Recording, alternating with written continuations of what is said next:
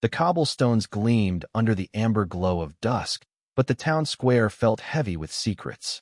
A boy, no older than 10, stood frozen, clutching a toy car that an old man had just pressed into his small hands.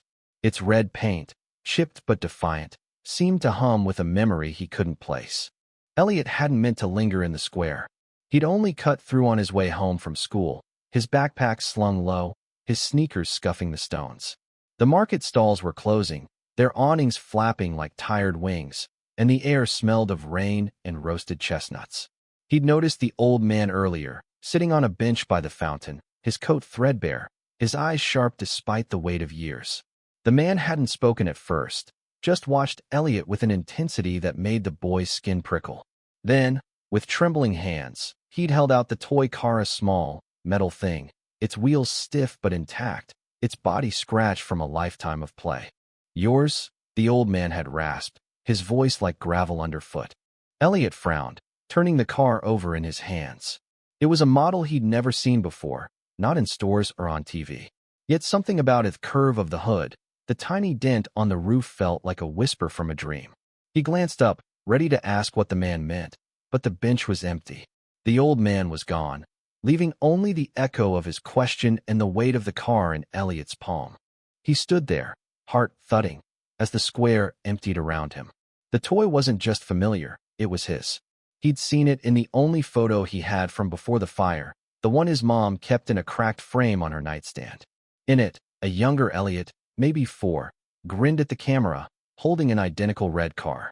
The photo was all that remained of their old life, before the house burned, before his dad left, before everything changed. But that car had been lost in the flames, hadn't it? Elliot's fingers tightened around the toy. His mom never talked about the fire or the years before it. She'd built a wall around the past, and Elliot had learned not to climb it. But now, this car, this impossible relic, cracked that wall open. He shoved it into his pocket and ran home, the square's shadows chasing him. At home, the apartment was quiet, the kind of quiet that felt like it was holding its breath. His mom, Clara, was at the kitchen table, sorting bills under the flicker of a cheap lamp. Her face was a map of worry, lines etched deeper than they should have been for someone barely 40. Elliot hesitated, then pulled the car from his pocket and set it on the table. "Where'd you get that?" Clara's voice was sharp, her eyes locked on the toy. "An old man in the square," Elliot said. "He just gave it to me." Clara's hand froze mid-motion, a bill fluttering to the floor. "What old man?" "I don't know. He was old, like really old, with a coat and these weird sharp eyes. He asked if it was mine, then disappeared." Elliot's words tumbled out, too fast. "Mom, it's like the car from the photo. The one with me and—" "Stop." Clara's voice cut like glass. She reached for the car, then pulled her hand back as if it might burn her. "That's not possible, Elliot. That car's gone. It burned up with everything else." "But it's here," he insisted, pushing it toward her. "Look at it. The dent, the color, everything." Clara stared, her breath shallow. For a moment, Elliot thought she might cry, but she only shook her head. "It's just a coincidence. Some old toy. Throw it out." "I'm not throwing it out." Elliot's voice cracked, louder than he meant. "It's mine. I know it is." Clara's eyes softened, but only for a second. "Elliot, please, just let it go." He didn't. That night, he lay in bed, the car on his nightstand, its red paint catching the moonlight. He couldn't sleep. The old man's face haunted him, those eyes, too knowing, too sad. Who was he? And how did he have this car? Elliot's mind spun with questions, each one tugging him deeper into a mystery he didn't understand but couldn't ignore. The next morning, he was back in the square before school, the car in his pocket. The bench was empty, the fountain gurgling like it was mocking him. He asked the vendors if they'd seen the old man, describing his coat, his voice, his eyes. Most shook their heads, but only woman selling flowers paused, her hands stilling over a bouquet. "Sounds like old Tom," she said, her voice low. "Hangs around sometimes, always alone. People say he's been coming to this square for decades, like he's waiting for someone. But he's harmless. Just odd." "Waiting for who?" Elliot asked. She shrugged, turning back to her flowers. "No one knows. He doesn't talk much. Just watches." Elliot's chest tightened. He didn't know why, but he felt like old Tom was waiting for him. The thought was ridiculous, but it stuck, like a splinter he couldn't pull out. He spent the day distracted, doodling cars in his notebook, ignoring his teachers.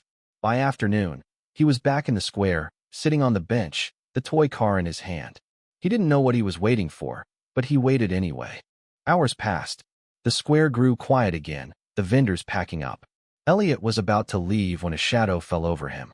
He looked up, and there was the old Tom standing closer than before, his coat smelling of dust and time. "You kept it," Tom said, nodding at the car. Elliot swallowed. "Why'd you give it to me?" Tom's eyes crinkled, not quite a smile. "Because it's yours, boy. Always was." "But how?" Elliot's voice trembled. "It's from before. From the fire." Tom didn't answer right away. He sat beside Elliot, his hands folded in his lap, and for a moment, they just watched the fountain. Then he spoke, his voice soft but heavy.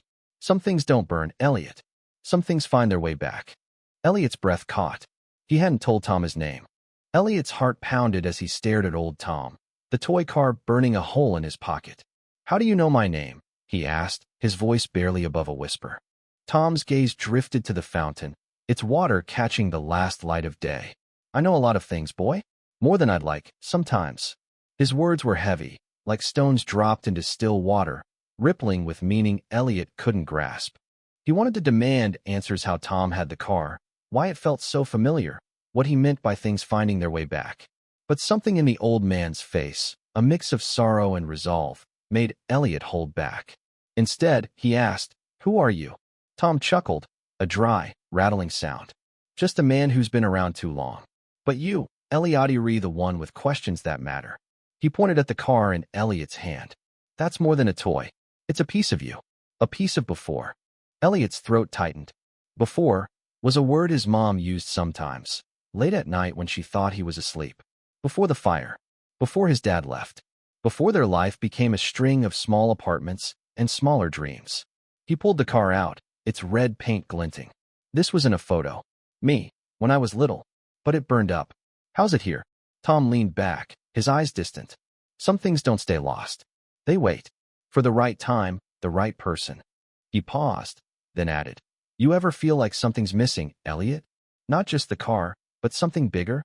Elliot nodded before he could stop himself.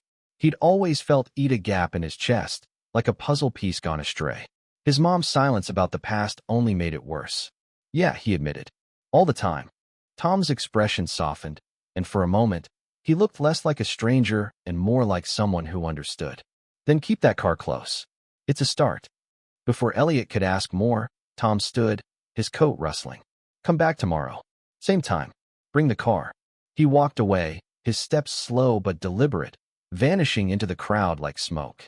Elliot didn't sleep much that night. He kept the car under his pillow, its edges pressing into his thoughts. The next day, he skipped his last class, something he'd never done before, and raced to the square. Tom wasn't there. The bench was empty, the fountain indifferent. Elliot waited until the stars came out, but the old man didn't show. Frustration gnawed at him, but so did determination. He'd come back every day if he had to.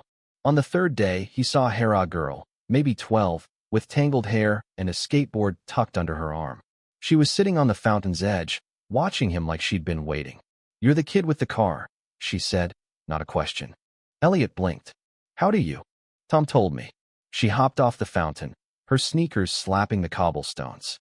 "I'm Lila. He said you'd be here, looking all lost and stuff." Elliot's grip tightened on the car. "You know him? Where is he?" Lila shrugged, but her eyes were sharp, like she was measuring him. "Tom's around. Always is. But he doesn't show up unless he wants to. Said you've got something special, though. That car." She nodded at his pocket. "Can I see it?" Elliot hesitated, then held it out. Lila's fingers brushed the dented roof, and her face changed, softened, like she was seeing something she hadn't expected. "Weird," she muttered. "It's like one my brother had." She stopped, her jaw tight. "Never mind." "Your brother?" Elliot pressed, sensing a crack in her tough exterior. Lila looked away, kicking at a loose stone. "Yeah, he's gone now. Long story." She handed the car back, her voice brisk again. "Tom said it's important. Like, really important. He didn't tell me why, but he doesn't mess around. You should listen to him." Elliot's head spun. Lila's sudden appearance, her vague connection to Tom. The way she looked at the car, it all felt like pieces of a puzzle he didn't know how to solve. Why is it important? What does Tom want? Lila smirked, but it didn't reach her eyes. Tom doesn't want anything. He just knows stuff. Stuff most people forget. She paused, then added, he told me to tell you to look closer. At the car. At the photo. At everything. That night, Elliot dug out the photo from his mom's nightstand. He hadn't looked at it in years, not really. In it, he was small, maybe 4, sitting on a porch with the red car in his hands. His dad was there too, half out of frame, his face blurred but smiling. Elliot's chest ached. He barely remembered his dad, just flashes of laughter, a rough hand ruffling his hair, the smell of motor oil. The car in the photo was identical to the one Tom gave him, down to the dent on the roof. But there was something else in the photo, something he'd never noticed, a shadow in the background, tall and thin, watching from the edge of the porch. Elliot's hands shook as he tucked the photo back. The shadow could have been a neighbor, a friend. But it felt like Tom. He didn't know why, but the thought wouldn't leave him. The next day, he was back in the square, the car and the photo in his pocket. Lila was there too, leaning against the fountain, her skateboard spinning under one foot. You look like you saw a ghost, she said. Maybe I did, Elliot muttered. He showed her the photo, pointing at the shadow. You ever see Tom in a picture? Like, from a long time ago. Lila's eyes narrowed as she studied it. Weird, she said again. That does look like him. But nah, can't be. Tom's old, but not that old. She didn't sound convinced, though, and neither was Elliot. They sat together, watching the square, waiting for Tom. Lila told him bits of her story, how her brother disappeared 2 years ago, how she'd been coming to the square ever since, hoping for answers. Tom showed up one day, she said. Gave me this. She pulled a small keychain from her pocket, a tiny skate while dangling from it. Said it was my brother's. I don't know how he got it, but it was. Elliot's skin prickled. He's giving out stuff that's ours. From before. Yeah, Lila said, her voice low. And it's freaking me out. Elliot and Lila sat in the square, the toy car and the keychain between them, 2 relics tethering them to a past neither fully understood. The air was thick with the promise of rain, and the square felt smaller, like it was closing in on their secrets. Elliot's eyes kept darting to the bench, half expecting Tom to appear, but the old man remained a ghost. Lila spun her skateboard while keychain, her fingers restless. You think he's, like, some kind of time traveler or something? She asked, half joking, half serious. Elliot snorted, but the idea wasn't as crazy as it sounded. Tom knew too much: his name, the car, maybe even Lila's brother. I don't know what he is, he said. But he's not normal. Lila nodded, her eyes distant. My brother used to talk about this square. Said it was special, like it held on to things. Memories, people, stuff like that. I thought he was just being weird, but now she trailed off, spinning the keychain faster. Elliot clutched the toy car, its edges digging into his palm. I need to talk to my mom. She knows something about this car. She has to. Lila raised an eyebrow. Good luck with that. Parents don't talk when it's about the hard stuff. She was right, but Elliot didn't care. That night, he waited until Clara was done with her shift at the diner, her uniform smelling of coffee and grease. He set the car and the photo on the kitchen table, his heart hammering. Mom, we need to talk about this. Clara's face paled, but she didn't look away this time. Elliot, I told you. No, he cut her off, his voice steady despite the shake in his hands. You know something? This car, it's from the photo. From before the fire. And this old man, Tom, he gave it to me. He knew my name, Mom. He knew. Clara sank into a chair, her hands trembling. For a long moment, she said nothing, just stared at the car like it was a bomb. Then, in a voice so soft it barely carried, she said, I thought I'd never see that car again. Elliot leaned forward, desperate. Tell me, please. Clara's eyes filled with tears, but she didn't cry. Your dad, he loved that car.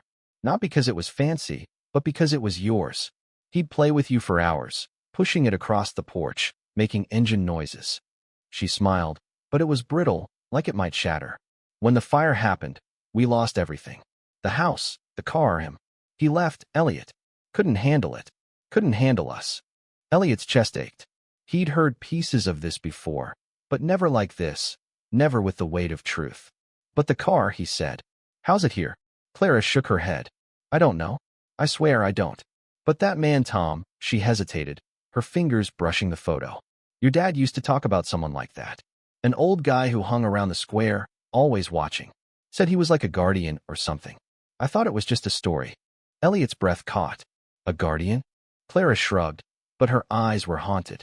Your dad said he saw him the night of the fire. Said he felt like Tom was trying to tell him something, but he didn't listen. Then he was gone.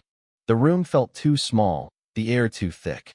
Elliot didn't know what to believe, but the pieces were starting to fit Tom, the car, the shadow, and the photo. He needed to find the old man, now more than ever. The next day, he and Lila met in the square again. She brought a notebook, filled with sketches and notes about her brother, about Tom, about the square. Look at this, she said, pointing to a drawing of the fountain. My brother drew this a week before he disappeared. See that? She pointed to a faint figure in the background, tall and thin, with sharp eyes. It's Tom, Elliot whispered.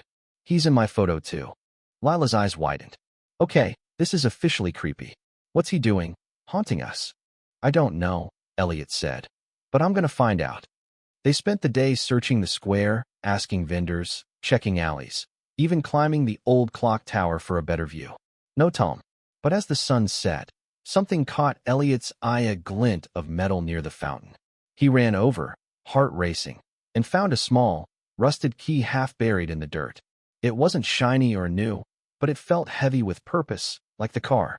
Lila peered over his shoulder. What's that supposed to open? No idea, Elliot said, turning it over. There was a tiny engraving on the key, barely legible. TM Tom, he breathed. They didn't find Tom that day, or the next, but the key burned in Elliot's pocket, just like the car. He and Lila started meeting every afternoon, piecing together what they knew. Lila told him more about her brother, Sam, how he'd been obsessed with the square, how he'd left a note the day he disappeared. The square holds the truth. Elliot shared more about his dad, the fire, the photo. They were two kids bound by loss, chasing a mystery that felt bigger than both of them. Then, one evening, as the square glowed under the streetlights, Tom appeared, not on the bench, but by the clock tower, his coat blending with the shadows. Elliot and Lila ran to him, breathless. You've been busy, Tom said, his voice calm but piercing. Found the key, did you? Elliot held it up, his voice shaking. What's it for? Why are you doing this? Tom's eyes crinkled, but there was no warmth in them this time. You're asking the right questions, boy, but you're not ready for all the answers. Not yet. He nodded at Lila. You too, girl. You're both closer than you think. Closer to what? Lila snapped, her fists clenched. Tom didn't answer. Instead, he pointed to the fountain. Look there. Tomorrow, when the light hits just right. Then he turned and walked away, his steps fading into the night. Elliot and Lila stared at the fountain, its water shimmering like it held secrets of its own. They didn't know what they were looking for, but they knew they'd be back. The fountain glowed under the dawn's first light, its water catching the sun in a way that made Elliot's heart race. He and Lila stood shoulder to shoulder, the toy car in his pocket, the key in hers, both waiting for whatever Tom had promised. The square was quiet, save for the soft gurgle of water and the distant hum of a waking town. They'd arrived before sunrise, too restless to sleep, too driven to wait. Tom's words echoed in Elliot's mind. When the light hits just right. He didn't know what it meant, but the key felt heavier now, like it was pulling him toward something inevitable. Lila, usually so quick with a quip, was silent, her eyes scanning the fountain like it might speak. As the sun climbed, a beam of light struck the fountain's base, illuminating a small, carved panel Elliot had never noticed. It was weathered, almost invisible against the stone, but the light made it clear, a tiny slot, just big enough for a key. Lila gasped, holding up the rusted key with TM etched on it. This is it, she whispered. Elliot nodded, his pulse hammering. He took the key from her, his hands steady despite the storm in his chest.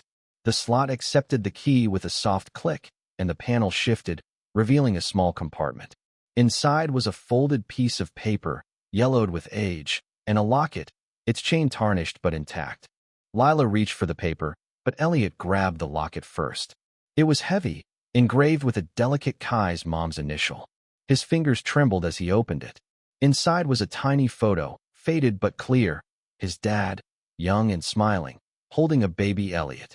On the other side, a lock of dark hair tied with a thread. Elliot, Lila said, her voice urgent. She held the paper, her eyes wide. It's a letter. From your dad.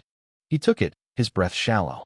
The handwriting was shaky but unmistakable, the same slanted scrawl from old birthday cards he'd found in his mom's drawer.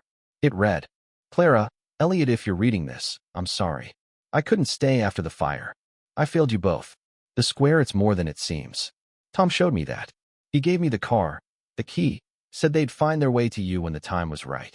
I don't understand it all, but I know he's tied to us, to this place. Forgive me. I love you both. James. Elliot's knees buckled. He sank to the ground, the letter crumpling in his hand. His dad hadn't just left. He'd been part of this, whatever this was. And Tom had known all along. Lila knelt beside him, her hand on his shoulder. My brother's note said the square holds the truth, she said softly. Maybe this is it. For both of us. Elliot looked at her, his eyes burning. But where's Tom? Why's he doing this? As if summoned, the old man appeared, standing by the fountain, his coat catching the morning breeze. You found it, he said, his voice gentle but heavy with time. Elliot stood, the letter and locket in his hands. You knew my dad. You gave him the car, the key. Why? What are you? Tom's eyes were ancient, like they'd seen centuries pass. I'm just a keeper, Elliot. This squareite's a place where lost things linger. Memories, people, truths. I'll make sure they find their way back. Lila stepped forward, her voice sharp. What about my brother? Is he lost too? Tom's face softened. Sam's not gone, girl. Not the way you think. He's out there, searching, like your dad was. The square brought you both here for a reason. Elliot's mind reeled. But why us? Why now? Tom looked at the fountain, its water glinting like a mirror. Because you're ready to remember. To heal. The car, the key, the letter, the pieces of your story. Yours and Lila's. The square doesn't let go until it's done. Elliot wanted to scream, to demand more, but Tom's words felt true in a way he couldn't explain. The square wasn't just a place, it was alive, woven with the lives of everyone who'd ever passed through it. He thought of his dad, of Lila's brother, of all the lost things waiting to be found. What do we do now? Lila asked, her voice small but steady. Tom smiled, a real smile this time. Live, remember, and come back to the square when you need to. He turned, his figure fading into the morning mist, leaving Elliot and Lila alone by the fountain. They sat there for a long time, the letter and locket between them, the car and keychain in their pockets. Elliot didn't know if he'd ever see his dad again, or if Lila would find her brother. But for the first time, he felt like the gap in his chest was smaller, like the pieces of his life were starting to fit. As the square woke up around them, vendors setting up, voices filling the air, Elliot looked at Lila. We'll keep coming back, he said. For answers. For them. Lila nodded, her eyes fierce. For us.